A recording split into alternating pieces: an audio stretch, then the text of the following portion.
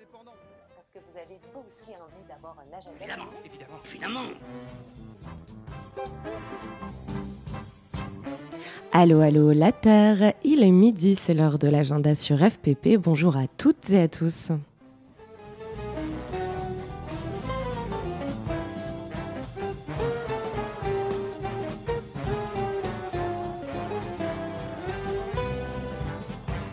Comme vous le savez, l'agenda est l'émission qui relaie les rendez-vous culturels et militants en Île-de-France. Une émission que vous retrouvez tous les jours, du lundi au vendredi, de midi à 12h30.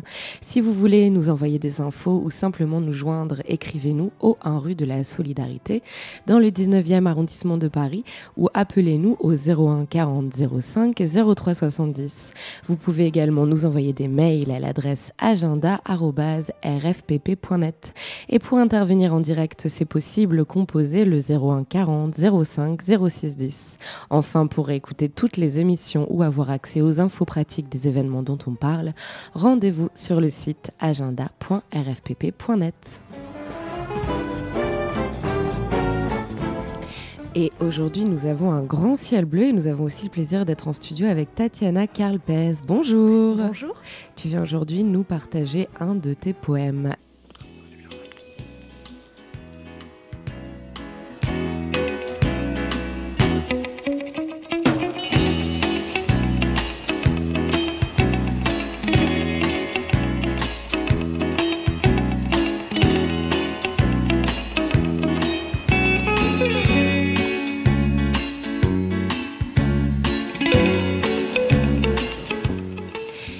Et voilà, on se retrouve en studio après ce coup de fil avec Jacques. Nous sommes maintenant avec Tatiana. Bonjour Tatiana. Bonjour. Est-ce que tu t'entends bien? Est-ce que tu es bien confortable sur ton siège? Ça va. Super. Alors, c'est un plaisir, bien sûr, de t'inviter aujourd'hui à l'agenda en direct de FPP. Tatiana, tu es donc artiste performeuse. Oui. Et tu viens peut-être nous partager un de tes poèmes aujourd'hui, car ce soir, on peut te retrouver aussi à une galerie dans le 11e arrondissement. À Progress Galerie. Progress Galerie, dans le 11e arrondissement de Paris, et c'est aux 4 passages de la Fonderie. Pour le finissage de la très belle exposition Personne ne m'aime d'Alicia Zaton. Donc voilà. On pourra te retrouver ce soir à partir de 19h, je crois. 19h, il me semble. Voilà. Donc Tatiana, toi ça fait longtemps que tu performes, ça fait longtemps que tu écris, plusieurs années maintenant. Oui. Et est-ce qu'on pourrait commencer un peu l'interview sur qu'est-ce que c'est que ce pseudonyme ? À la base, c'est un personnage durassien que l'on trouve dans un livre qui m'avait beaucoup influencée quand j'étais jeune artiste, quand j'étais encore étudiante, Le ravissement de l'Olvestein. Et il était question beaucoup d'amitié féminine, c'était des axes de relations... un peu de sororité, en fait. Ouais, de sororité et de... Sororité, oui. De sororité et de cercle féminin et de comment aussi, surtout, on définit un personnage ou une identité par le biais d'une amie ou d'un récit qui va par la négative ou par la description définir quelqu'un. C'est vraiment comme cibler quelque chose qui serait juste à côté du point aveugle de la vision. Et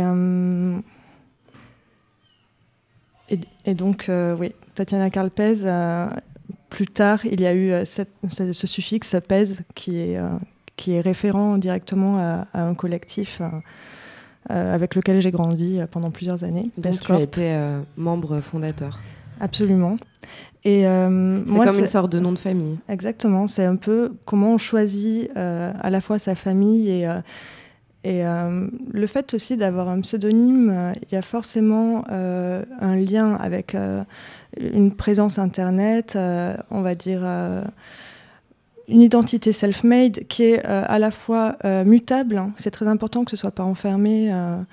Ça risque de changer. Il est possible que je m'appelle complètement différemment dans quelques années. Et ça induit la question du temporaire aussi, d'un nom de projet, en tout cas qui est mutable et qui peut faire référence à l'identité virtuelle, mais aussi à la culture du street art, ou à l'idée de comment on place un corps dans un territoire, dans un contexte, en fait.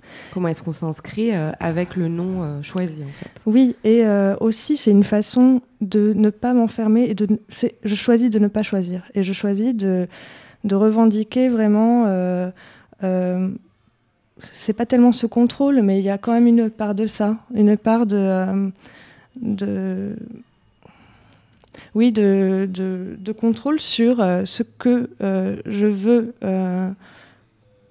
laisser filtrer et montrer aussi. Et comment évidemment que... On disait tout à l'heure hors antenne que l'art n'est pas directement de la politique, mais c'est hautement politique aussi quand même.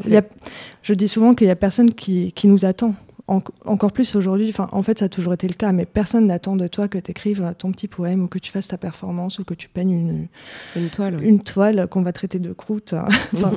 C'est plus qu'accessoire et en même temps c'est plus que fondamental et politique. C'est en tout cas une force de résistance et d'engagement, au-delà de ce qu'on peut nommer politique, qui est assez galvaudé. Je me dis que le rapport du poète, de la poétesse, et ça tu vas nous en parler, de tes rapports aux figures féminines qui t'ont aussi donné beaucoup dans ton écriture, sont des figures engagées et engagées pour beaucoup d'époques différentes. Fatalement, elles le sont, parce que déjà, là j'ai cité Duras, qui a été importante pour moi, mais en ce moment, j'allais dire que je découvre les poèmes de Louise Labbé, mais ça me permet surtout de redécouvrir mes propres poèmes à moi. Pas que je les revalide, mais ça me permet de les reconsidérer, de voir à quel point, en fait, c'est complètement irrigué de ces figures-là, et je ne le savais pas, mais... Et c'est pas aussi novateur certainement que les poèmes de Louise Labbé en son temps, mais je m'aperçois à quel point fatalement ça les inscrit dans une résistance. C'est un combat qui est extrêmement vieux et qui est toujours pas résolu. Je me réjouis aujourd'hui des ouvertures de débats qui peuvent y avoir autour de la place des femmes et dans l'art et dans la société aujourd'hui. Mais Louise Labbé, c'est le milieu du XVIe siècle. Ouais.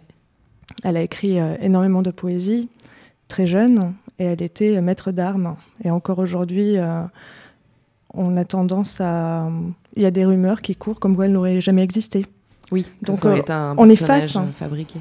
Et combien sont-elles, celles qui ont pu écrire ou faire du luth, ou s'exprimer simplement, ou être guérisseuse, ou être dans le soin, ou être dans la création, et qui se font peu à peu effacer. Et ces figures-là, je m'aperçois que les figures de troubadours féminines aussi avaient quand même une place assez importante au Moyen-Âge. Et oui, ça me permet de porter cette identité que je construis. Oui. Et ça me permet de me brancher, on va dire, de me connecter à ça, à ce sillage, en fait. Oui. Que beaucoup de femmes de poétesses ont pu ouvrir et que très souvent on referme. Oui. Là, ce qui est surprenant, c'est dans certains écrits de cette Louise Labbé, c'est surtout une poésie lyrique qui peut parler de joie, de l'amour, du corps, et élégiaque, donc mélancolie, nostalgie. Et il y a énormément d'adresses aux femmes de son temps où elle dit lâchez les aiguilles, la broderie et écrivez. Et la plus grande joie, elle parle beaucoup du contentement, qui est un mot très important pour cette époque-là. C'est la plénitude, c'est être rempli de joie, de contentement. Et elle explique à quel point c'est le grand contentement suprême que de pouvoir parler de l'amour, s'exprimer dessus.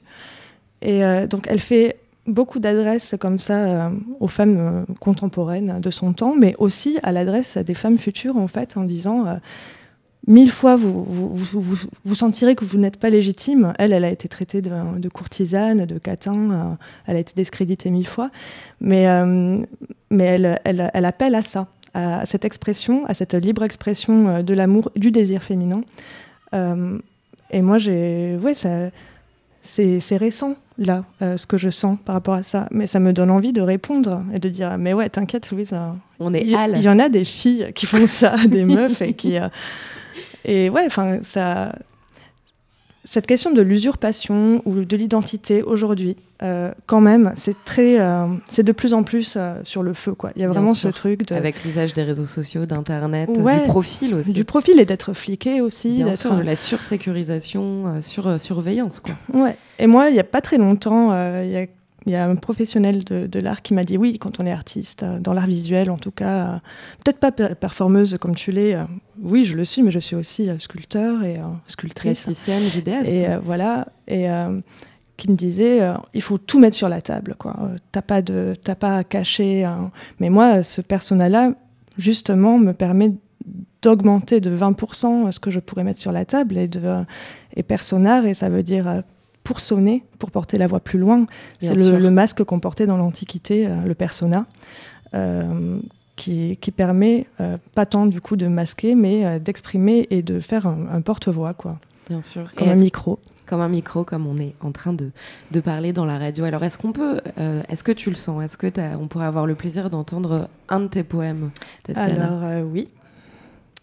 Alors, on va ouvrir le deuxième micro tout près du cœur parce que, comme vous allez l'entendre, Tatiana va utiliser ses mains et son corps et sa voix.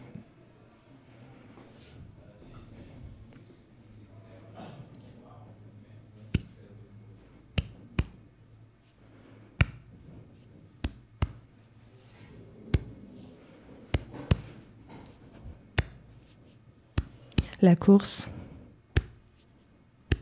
de l'oiseau continue sans moi.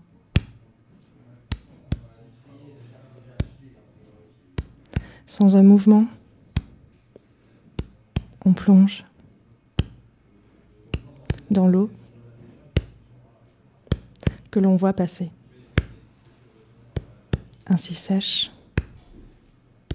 les larmes avant leur apparition. La joie sans abri, la joie sans abri, la joie sans abri.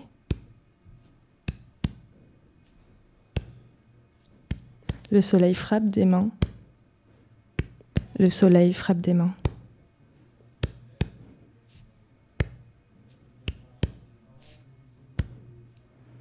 L'air du dehors viendra à manquer. Le vent deviendra un souvenir émouvant,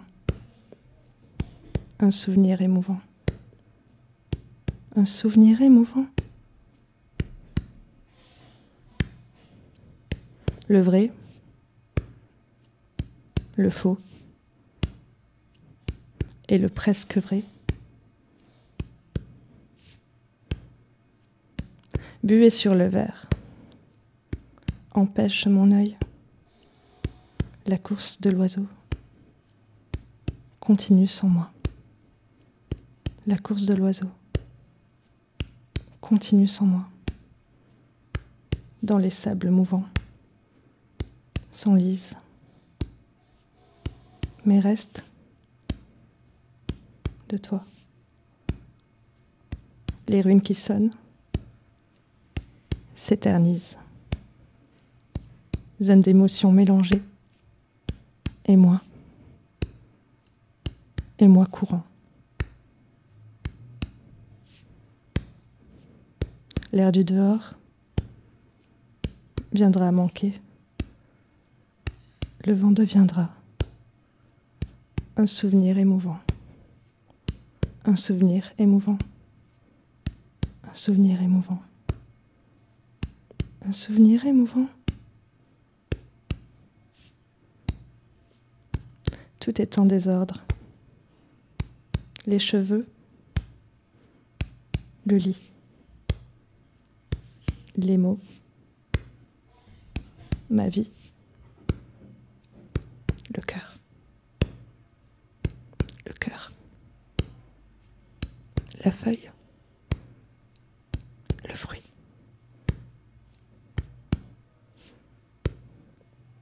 J'ai à travailler avec un homme qui est en moi.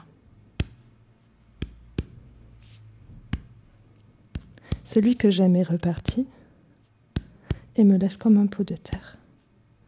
Celui qui reste n'est que moi-même d'un autre temps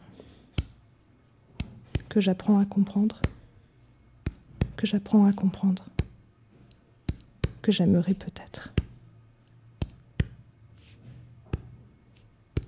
Buer sur le verre empêche mon œil. La course de l'oiseau continue sans moi. Continue sans moi. Continue sans moi. Continue. Continue.